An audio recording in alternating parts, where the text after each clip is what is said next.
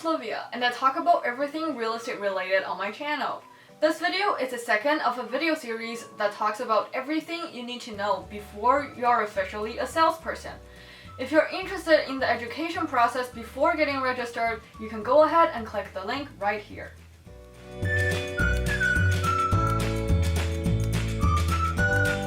Choosing a brokerage will be one of the most important decisions to make for a new salesperson.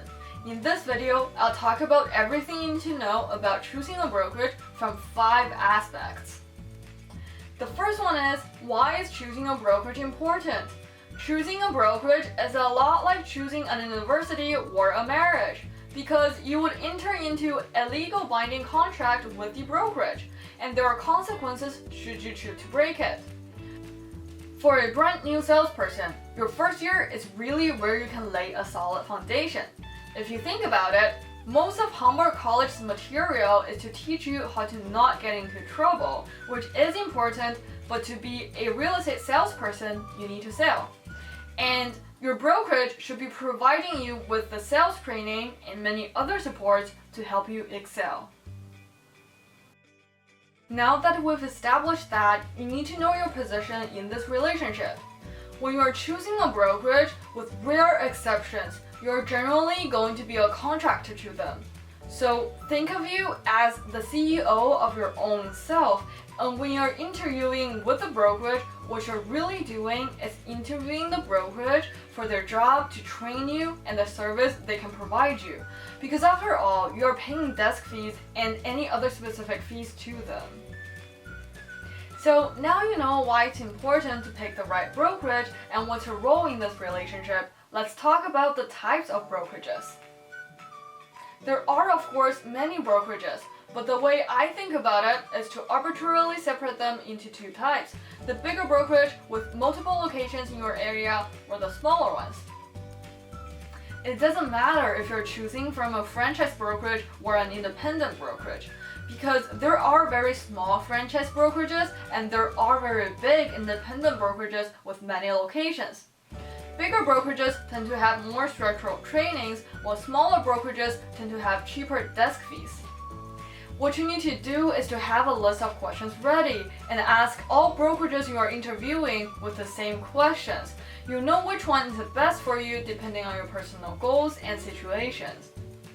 At this point, you might be wondering, what are some questions to ask? Well, there can be questions like, what type of training do you offer? What are the fees associated with the office? What are the benefits for new agents? What type of lead generations your office offer? And who are considered the top producers, and are they or is anyone else open to calls or questions in the future? Of course, that wasn't an exhaustive list, and you should be adding in more questions based on your career goals and personal circumstances. In the last little bit, I'll talk about what the entire interviewing process is like and some tips. Of course, you'll first call friends and families who are in the business and ask them what their brokerages are like. But if you don't have any connections, research online and find some brokerages in your area. After that, you'll call the brokerage and talk to a front desk staff, where you'll tell them, hey, my name is so-and-so, just finishing up my Hamburg courses, and I'm just asking around and considering joining the brokerage. And that interview questions will typically be a conversation you have with the manager. So the staff will either transfer you directly to the manager or take your numbers down so that their manager can call you back. At this point, you can ask the front desk person how was their experience working for the brokerage and what did they think of other agents and managers. Because the managers would almost always want you to join, but the answer the staff provides can give you a hint of the true working conditions. Regardless of what happens, now you're talking to the manager on the phone. But from my personal experience, most of them would prefer meeting you in person.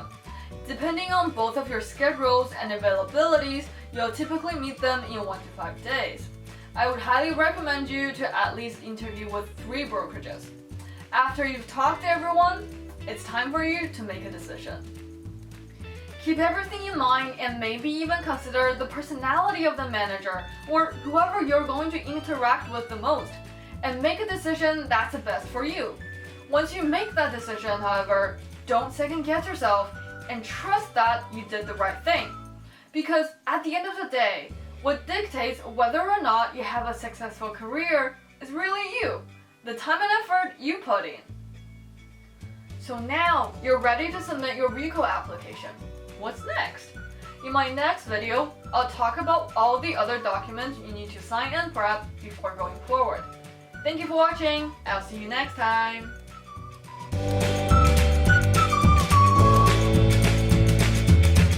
Depending on both of your schedules and availabilities, you'll